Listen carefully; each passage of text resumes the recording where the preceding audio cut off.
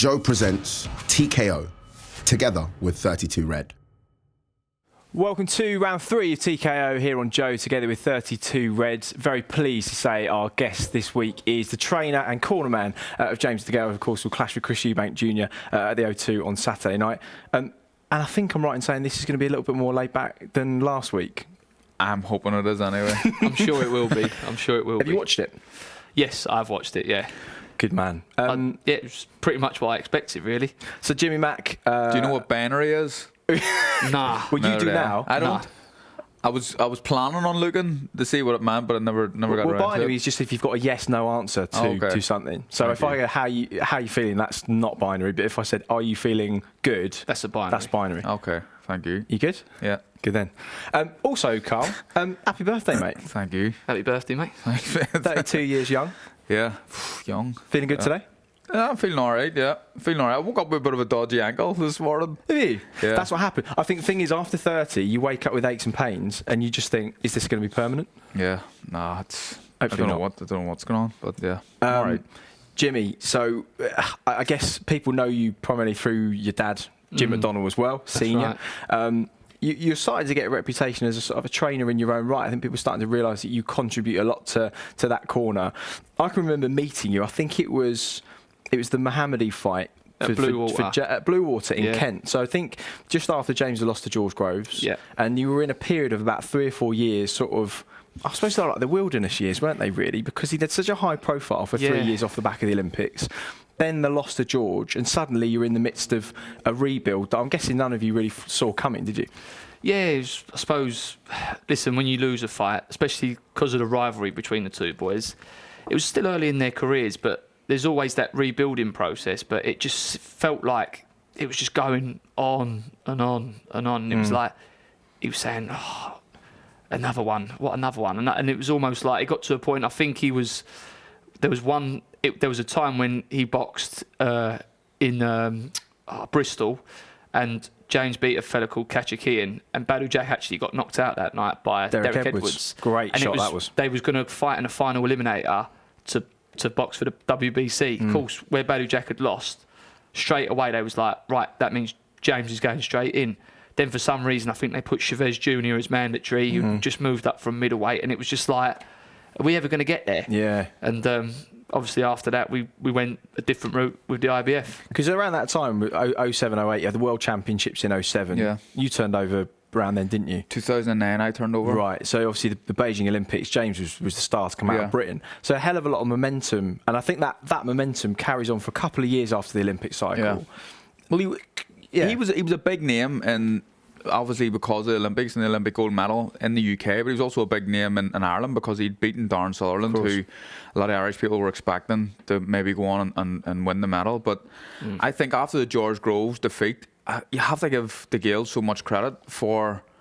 Did he fight for a European title after? It was his very first fight. The next after, fight, yeah. But they were kind of blue water shows and travelling around, not really big arenas. But he'd done it for quite a while, and that's a lot of people get fed up with that. I think he deserves a lot of credit for carrying on and doing that. Yeah. It was interesting though, because that night, certainly the first Bluewater show he did, I mean, there were sparse crowds. It was a very flat venue. But on that bill, it was Dylan White in his 8th fight, Jordan Gill, who's of course headlining his first show next weekend, and Chris Eubank Jr. as well. That's right. And Mick Hennessy at that time actually had a very, very good stable with Hughie and Tyson Fury as well. But people sort of forget that, I think, because they were all... Channel 5 shows, weren't they? That's right. But there wasn't a huge buzz around those guys, and James, of course, was the headline act. Did you ever cross paths with Junior at that time? Did you ever have any dealings with him? Because they did 2 or 3 shows where he was on the undercard of James, wasn't he? I think only sort of like weigh-ins and stuff, but there was never any sort of like words exchanged or anything. It just sort of like we kept ourselves to ourselves and they kept themselves to themselves. There's never been sort of anything outside of the ring where they've sort of like clashed. It's only just been sort of on social media, really. It was interesting talking to him last week because I can remember there was one point where we were talking about the fact that Junior just hasn't really listened to him in the corner, him or Ronnie, who hasn't really been allowed to have any input.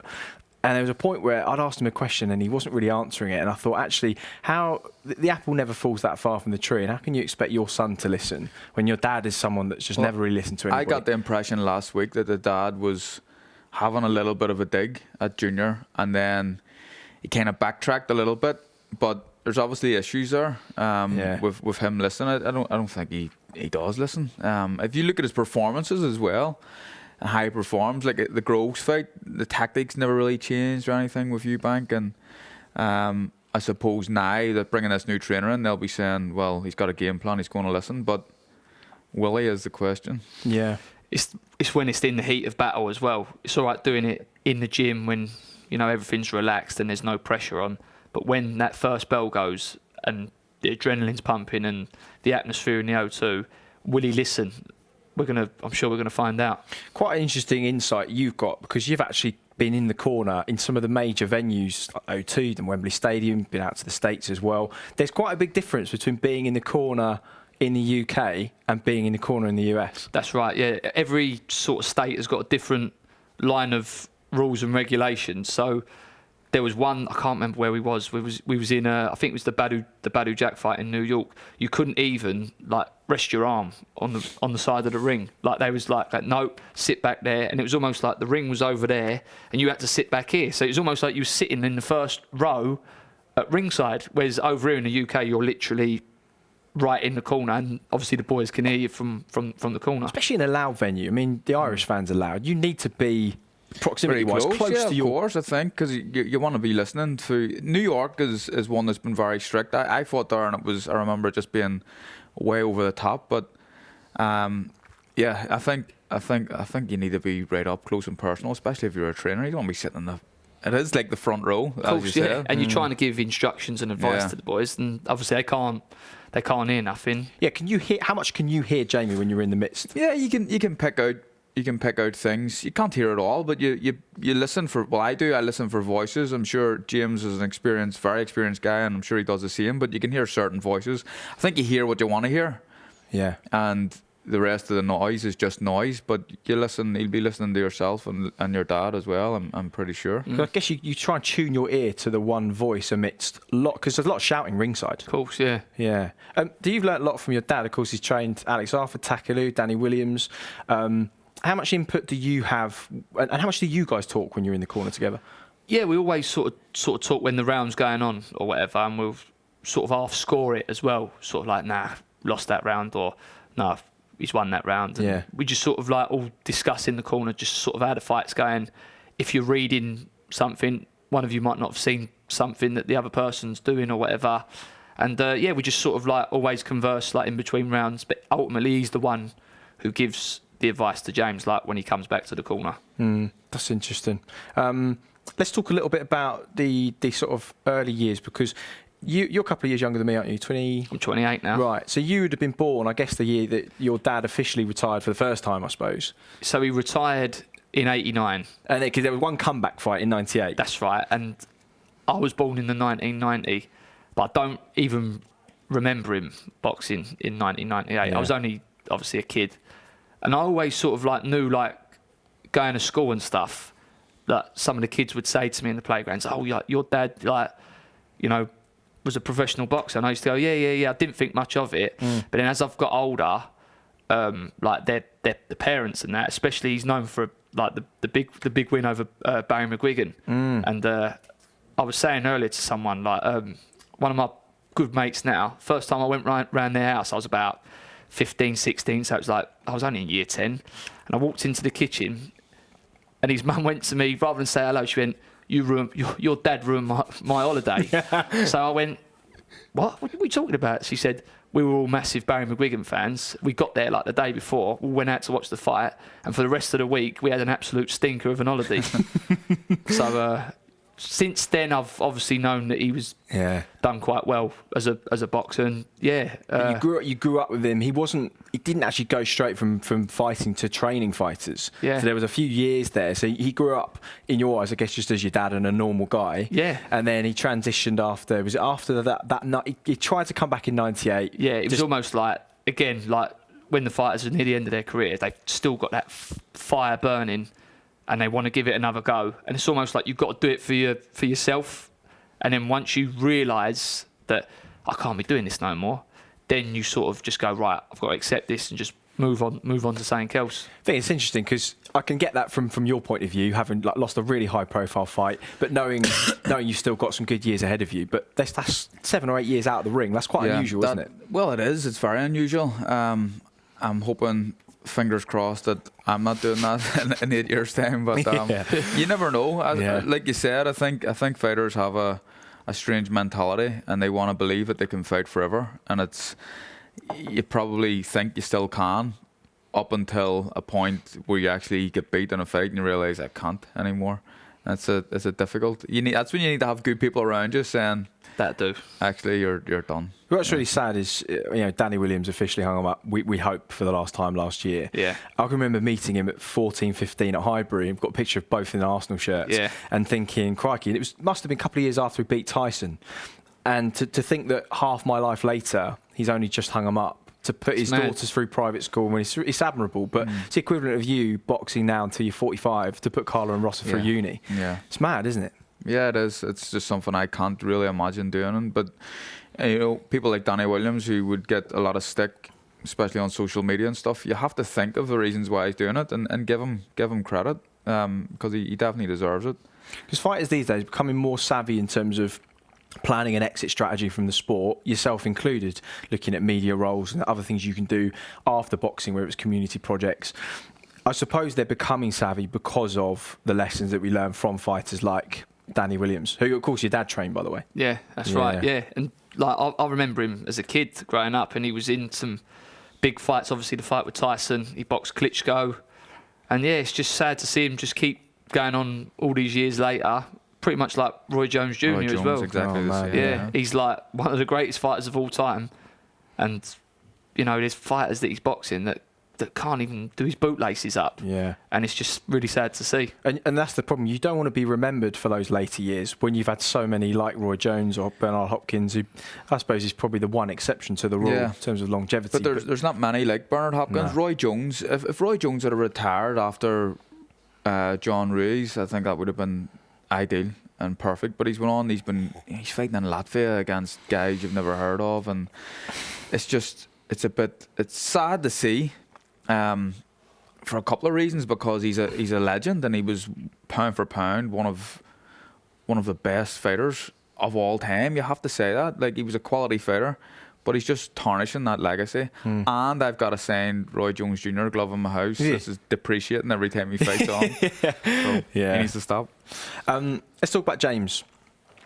Potentially a do or die fight for him, this. And I think there's a big chance that this might be the last time we see him on Saturday, win or lose. Yeah, it possibly can be, because he's at a stage in his career now where he wants the big fights. And if the fights ain't out there that tick all of his boxes, he will walk away. He said, I don't need boxing no more. Like, I'm doing it because I'm enjoying the sport again. He sort of got in a bit of a rut after, where he was getting a lot of injuries, and he's just like, this is hard work. Because he had, in those rebuild years after the first Groves loss, he had Gilmore's groin, didn't he? That's right, yeah. Just for people that don't know, because it's quite a common sort of football injury, that, I think. That's right, yeah. So I think like Theo Walcott has had it. And he had this Gilmore's groin, and he was like, God, this pain is like killing me. And the surgeon said to him, when we opened you up, there's 3 layers of like muscle like around this area, and they said the first bit of muscle had just completely like disintegrated. They said the second bit was like mashed up, and the third bit had been completely detached from the bone. Jeez. And they just said, how you've even boxed with that? They said you wouldn't have been able to play football with that. So the fact you've even had a fight with it, they said if you'd have got hit on that, mate, you'd have just folded in half, because the pain would have been unbelievable. I can remember him saying to me, this is back then, said once this surgery is healed up, he'll be a different animal. And when it did, you said to me, you'll start to see his punch power now. Yeah. And then the next 2 fights was Wembley, when he chinned Brandon Gonzalez in 4. That's right. Then it was Paraban in Liverpool, yeah. Yeah, because Groves boxed Dennis Dougley that night. That's who's right, of course he's been the sparring partner. He was at the gym last week when we went down there. Yeah. American guy, and I guess that's the Nate Vasquez connection, isn't it? That's right. Yeah, I think he brought him over. Yeah, the Mayweather gym together. But James has had quite a few injury problems. not least in the Badou Jack fight, which I think is kind of documented, but people don't talk about it a lot. But he threw something like 7 jabs in that fight. That's right. And still 7 jabs in 12 rounds. And still got a draw. With a quality fighter, Yeah, with a very good fighter. And it was only really snatched away from him at the last minute. Yeah. But talk to me about the situation with the IBF at that point, because they're very strict on enforcing those mandatories, and they don't let you off the hook. And if you are in a position where you've got an injury, they're not really great with exceptions. So right. What was the position he was in after the Jack fight, leading up to Caleb Truax? So after the Jack fight, his shoulder was really playing him up, and there was actually talks of James fighting Callum Smith in the summer, because he was mandatory for Badou Jack. Of course, it ended in a draw. So Jack kept his title, James kept his title, and I think Smith was getting messed about with the WBC a bit. So I think he was going to take the fight with James. And for whatever reason, it never happened. And then he thought, I've got to get this shoulder sorted, man. It's just playing me out. Had his shoulder done. And they said when they was doing the surgery, they said, I think he had a 180-degree tear in his rotator cuff. His AC joint in his shoulder needed restabilising. So it needed to be anchored back into place. And then there was something that was wrong with the back of it as well. So he had, again, 3 operations in one. And the doctor said to him, listen, James, you're going to need a year to 18 months off of boxing. And he was like, no, I'm not anyway. Well, with mandatories, that's just not going to be possible. Yeah. Then got the IBF was obviously saying, listen, you need to defend your belt or you've got to give it up. So he boxed Truax in the December, which was, I think, 5 or 6 months after the surgery. And the doctor told him a year to 18 months. And he just said, I just knew. As soon as I got in there, properly and started trying to let the shots go, it just weren't me, and I just thought I've made a big mistake here. Blimey. And then obviously the rest is history. Truex went and got the win on points, and then from there James was like, do I call it a day? And he was like, do you know what, I've not done myself a service here, because I know in myself I got in there injured. So the IBF then come back and said, look, you can have the rematch, but it's the latest you can have it is, I think it was the 9th of April last year. So they said, if it goes past that date, we're just going to go down the line. So you either take it or you don't. So frustrating. So he's gone, I've got to take it, right? So that was the December, January, February, March. It's only 3-4 months later. He said, trust me, I just need to be that little bit better and I'll beat Truax. I still won't be 100% because it still wouldn't have even been a year since I had the surgery. But I know, just give me that 3 or 4 months and I'll beat him, right? So he's gone out there, trained all through it. Was much better. Still weren't right, but he was just bit down and it weren't a classic James DeGale performance. It was rough and head clashes, and it was a fight rather than him showing his skill and being in a boxing match. It turned into a fight, and he just grinded it out, just grinded the win out. Then he's had a good bit of time off. He's had a nice rest, let all the injuries re-heal. Boxed in a little 8-rounder in September, and said, I feel different class. Of course, we're here now with a fight with Eubank Jr. I reckon, do you think Eubank would have taken a lot away from those last 2 fights? I think a lot of people have. Yeah. Without knowing the backstory and the injuries and how severe they were, people look at it and I'm 32. What age is James? 33? He's 33. Yeah, so they'll be looking at his age and the last couple of performances without really knowing behind the scenes. So they'll just know by what they're seeing. And they'll be looking at that and thinking maybe he's on the slide, but if you're saying that the shoulder is fine, then potentially we could see the best ever James DeGale there's ever been, and which is very exciting. I think that's a big reason why the Eubanks has took this fight as well. He can say it ain't, but as you said, Cole, people, not just the Eubanks, but the public are looking, thinking, God, I remember when James was smashing Gonzalez and Periban and Durrell and all these boys looking unreal. Then all of a sudden, you don't go from there to there overnight. Big fights are easier to make when people think they've seen vulnerabilities. I'm certain of that, and you're proof of it. Yeah, I am, and I think that it could be a similar situation here with James. So it's a blessing. It could be a blessing in disguise for him. We're here now, so the fight's on. Not long to wait now. I mean, there's elements of it that are sort of stupid in the sense of fighting when you know you're really injured, but also admirable in the sense that, because you know how horrible it is to be stripped of a belt, that you've won Ryan Burnett, of course, in the same position. So you have to admire the fact that he was willing to take that on. But that night at the Copper Box was a strange one. I can remember being there, and I was sat with Lawrence Okoli, and we went, after 6 rounds, he went, he's got to do something, because he was laying on the ropes. Yeah, and Truex was just all over him, and there was nothing. For you, obviously, you've been to the high, the mountaintop, you know, when he beat Darrell for the title, and what an amazing night that must have been. But then the night where your fighter loses the title, that's got to be really tough. It was horrible, mate, because it's, in football terms, it's almost like you're beating like the Barcelonas, the Real Madrids, and then you're losing to like an Everton. And I don't mean that to like Celtic, I thought you were going to say. Nah.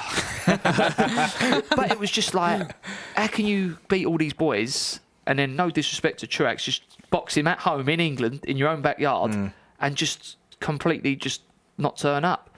So it was a really like upsetting time. And on that sound, I was out. I was just with a few of the boys, like we was down the pub, and I'm not a big drinker. And I was having a few beers. I just remember sitting in this pub thinking, I can't believe it. Phone goes, boom, the rematch. And it comes straight up. That was it. Your heart rate goes up. Put the pint down. Back put in the pint down, straight out the pub and back home. Wow, yeah. It was emotional for you and Jamie, wasn't it, when you lost to Josh in December? Yeah, it was. Well? It was very emotional for us all. I remember the change rooms after. It was very, very somber. And in my head, I was out, finished. Frank Warren came in and actually, you know, promoters get a lot of stick, but he was very sincere, and he wished me well, and he said he was going to back me whatever I decided to do. And Tommy Coyle was crying in the corner somewhere, and yeah, it's emotional. But when you're invested in it, it's a full team, and it's like a, you know, your team become your family really, and you're around them more than you're around your own parents, or in my case, I'm around my team more than I'm around my own kids and my wife, and it's got to be the same for James. You've had a great relationship, and he's been with you from the start. From day dot, yeah. And so when did he? What age were you when he turned pro? You were only a kid. I'd have been 18 when he turned pro. Pretty young. Yeah, So- I'd have been 18. He was 20. He was 20. He signed the pro contract at 22, but I think he had his first fight at 23. So yeah, nearly 10 years ago. Crikey, that's insane, isn't it? It's mental, isn't it? It's a decade. Speaking of which, big news a week ago, Joshua Miller signed for June in New York. Tommy Coyle, Yeah. I think there's a possibility he's on the undercard of that. Yeah. Certainly he's looking to kind of fix that. Will you go out there for that with him, do you think? Potentially, aye. Tommy's a good friend of mine. He supports me, so I'll be out supporting Tommy. And I suppose I'll probably be in a camp for my own fight. I'm imagining if I do fight, it'll be around July, August. So I'll be training, and if Jimmy Moore's out there, I'll need to be with him, and it's a good excuse to go to New York. But is there any specific place? Well, of course it is. Yeah, I'll see you there. Is there any specific place you guys base yourselves when you're out there? Or do you just we moved around. There's a guy called Anthony Canizari who's involved with the Barclays Centre, and he looks after us and he gets his gym. So we're all over the place. We're in different gyms. What's Gleason's is a really famous gym in New York. I hate it. Very commercialised. It's not a place to go to. Just very, very commercialised. So, but I'll be back out there.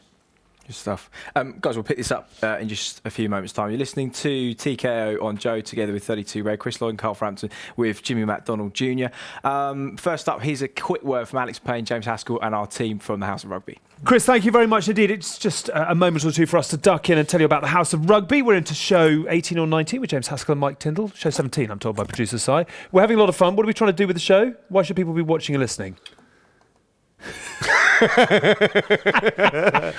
We are basically trying to mix everything up. This is going into another show so that people come and watch us. Oh. Hello, everyone. Say hello to nice people. Right. Well, we should basically watch House of Rugby because it's unbelievable humour. We don't talk about any rugby, and we give you the inside track from people who are still actually involved in rugby, not old 60-year-olds who don't know anything. Good. Tens, your views? Yeah, You've offended all the Irish. You've offended most of the clubs. Basically, we try and offend anyone who possibly works against the English. So the Irish have been hit hard.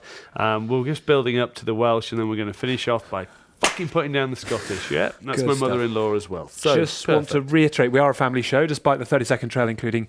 There we go. No, you can download us via YouTube. You can as you can tell, we're a very professional outfit. You can watch us via YouTube and download us via iTunes. I hope you'll join us at some point. It's a lot of fun, really. Thanks, guys. Well, remember, you can download House of Rugby and listen to it now. The episode with Joe Marler is available online. Well, you're listening to and watching TKO with me, Chris Lloyd and Carl Frampton on Joe together with 32 Red. Okay, back with you, gents. Let's get stuck into the tactics for the fight on Saturday. A possible change for Eubank, obviously working with Nate Vasquez now. Have you been sort of keeping an eye on the sort of videos he posts a lot on social media? And do you see any changes from the last 3 or 4 years? He says that he's listening, but I've seen a few just clips on YouTube and stuff. He's obviously doing things specific to a southpaw, but there's doing things specific to a southpaw, and then there's getting in the ring with someone who's won Olympic gold medal, 2 world titles. He's a different... No one can emulate what James DeGale brings. He's so awkward and hard to fight. Because Dennis Douglas is small, compact, and he's quite aggressive as well. He's a different sort of southpaw. I was very surprised with that choice of sparring partner when I seen him last week, and I don't want to be speaking out of turn here and talking about sparring, but it's known that he's sparring that guy, and he's 5'10", something, a little stocky, southpaw, not really similar to James at all, really. Someone like a Cody Davis would be good, kind of slightly awkward back foot. That's right, yeah. Like quite big as well, because James is quite big super middleweight. He's a big boy, yeah. He's a big boy. It would make sense, but I guess, you know, it's their choice at the end of the day who they have in. But I guess the question is, does a leopard ever change its spots? Because we think of Eubank Jr as a young man, but he's 30 now. He'll be 30 this year, rather. Is he capable of making the adjustments at this stage of his career? I don't know. I think we'll find out a lot on Saturday night.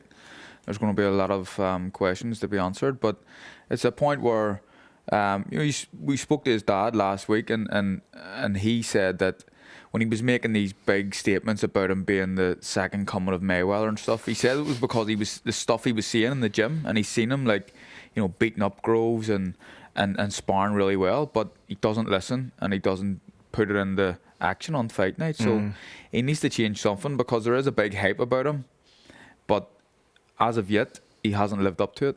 Have you ever spoken to Eubank Sr. out of interest? Do you know what? There's actually a story. He won't remember this, but I do. I must have been about 12 or 13, and my dad used to be in the same stable as him when they was like professionals under the Matchroom banner, and he rang my dad out the blue one day and was like, oh, you know, Jimski, he calls him Jimski, and was like asking about everything, like, how's the family, how's your kids? And he was like, yeah, all good, Chris. He was like, are they there? So, of course, I was only young, I was just sitting in the front room at the time. Straw here. So he's gone, here, Jay, like, Eubanks wants to talk to you.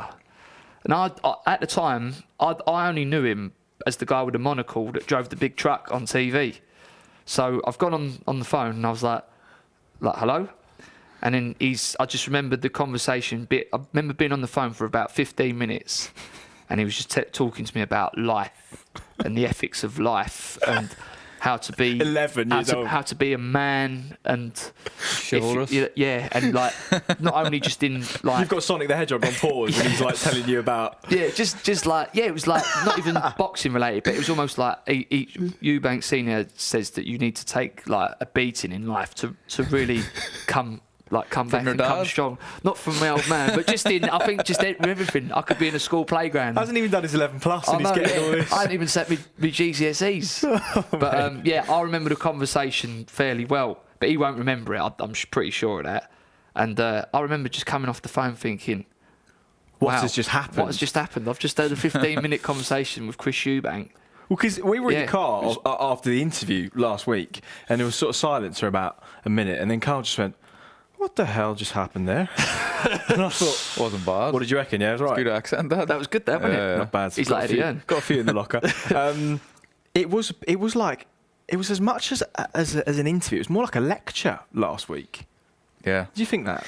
Yeah, well, that's what it felt like. But he's a big personality, and I think that's what we expected. But I think it was brilliant. That's the first time I've really spoke to Chris Eubank. I've been around him at like awards nights and stuff on a couple of occasions. I think I've shook his hand maybe once or twice, but I've never actually spoken to him. So I was very nervous last week, but I enjoyed it, and he's a character, certainly. Yeah. Well, I mean, he'll be presumably in the corner somewhere on Saturday night. I mean, whether he's going to be sort of standing over Junior like he has done so many times, but do you think he's more of a hindrance than a help? And do you think he has been more of a hindrance than a help?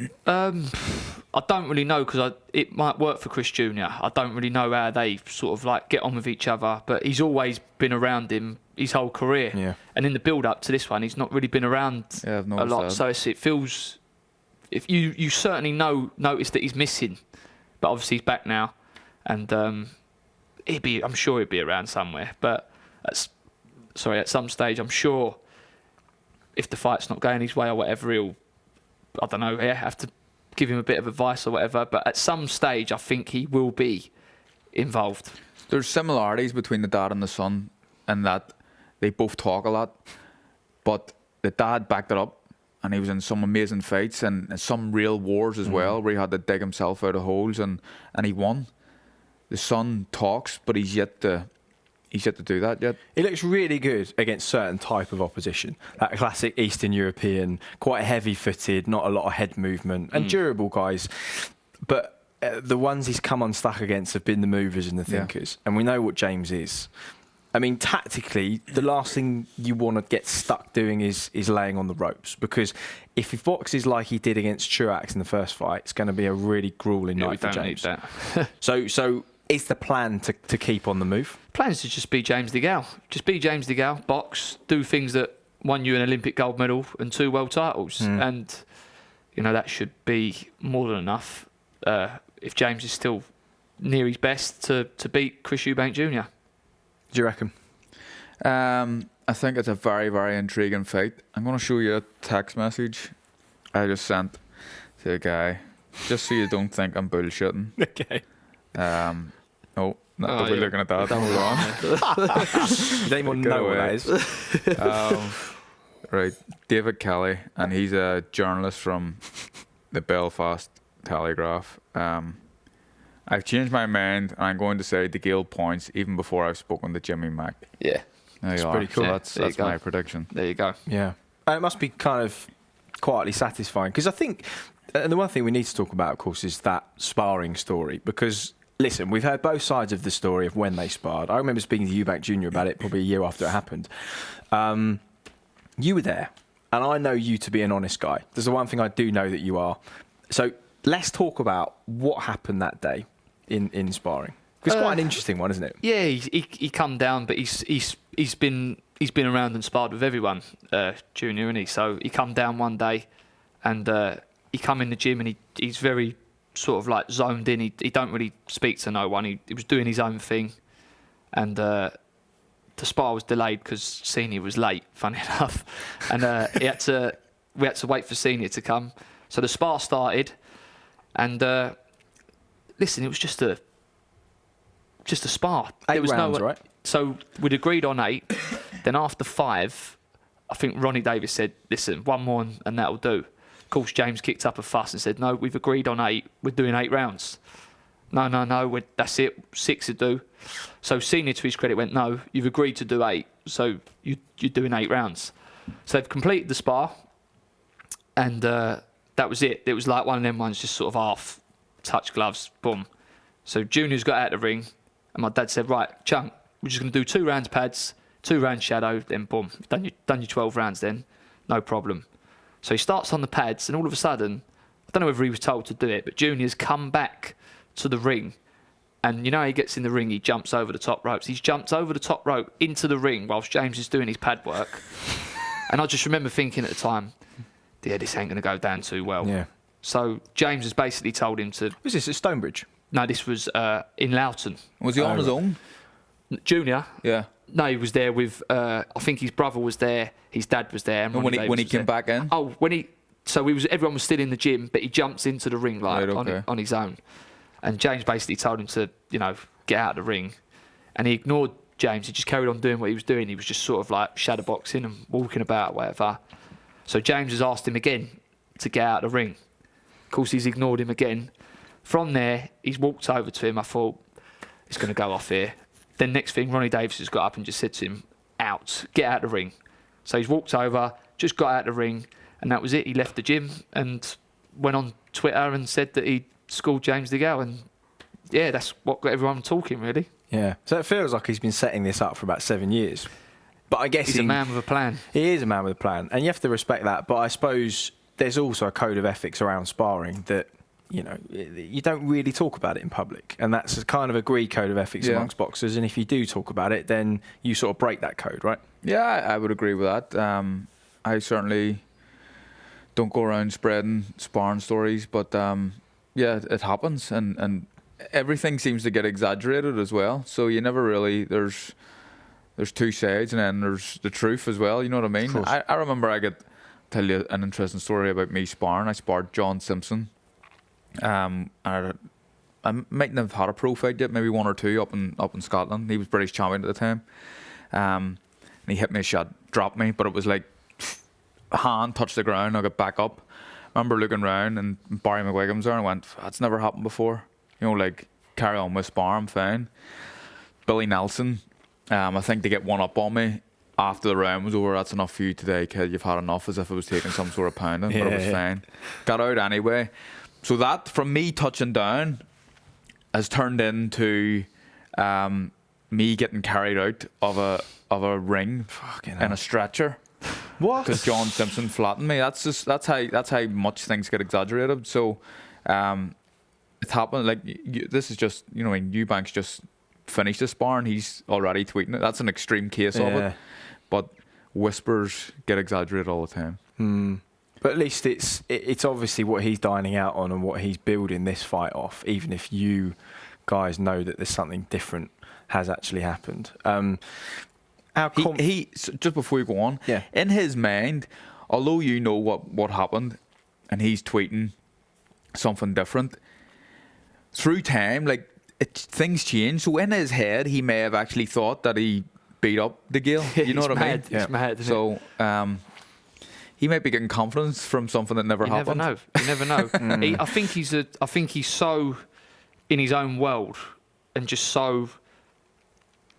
I mean, he'll never ever admit that he lost to Billy Joe Saunders or George Groves. Like, even when he gets asked about the question now, he just diverts around it every which way. He can't bring himself to say the words that, I lost the fight, fair and square. That's it. Because introspection is one of the most important things once you've lost a fight, presumably, because you need to learn from what you didn't do to make adjustments to know how to improve. But if you can't have that introspection and you can't even admit that you've lost fights, how can you be expected to improve, right? That's right. What would you do with him if you were coaching? If you got hold of him 3 or 4 years ago, and putting aside the fact that he doesn't listen, technically, what are the things that you would want him to work on? I would say, I don't think he's got the best defence, if I'm being honest. I think he's fairly easy to hit. I think he struggles with his feet. I think his feet are one of his worst attributes, really. Whether he's worked on that in training camp, I don't know. He's got a brilliant mindset because he believes in himself. He's obviously got a good engine. He's fit. He's strong. But yeah, probably just the defensive work and the footwork drills, really. Like, I think he lacks in them areas. Dad never had great feet either. He had terrible feet, actually, coming forward. He was all over the place if he had to go forward, but he found a way to win. I think a lot of people make out and talk about Eubank's engine, which he certainly got a big engine, but he doesn't fight like he has a big engine. He fights in spurts for rounds. He doesn't fight a full 3 minutes of a round. Yeah, goes for little walks. Yeah, and it's kind of, if you've got a big engine, you need to use it.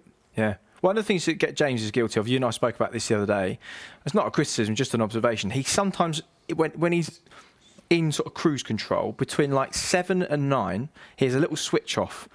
Have you noticed that? And have you guys ever sort of talked about that? We shout at him all the time. Do you?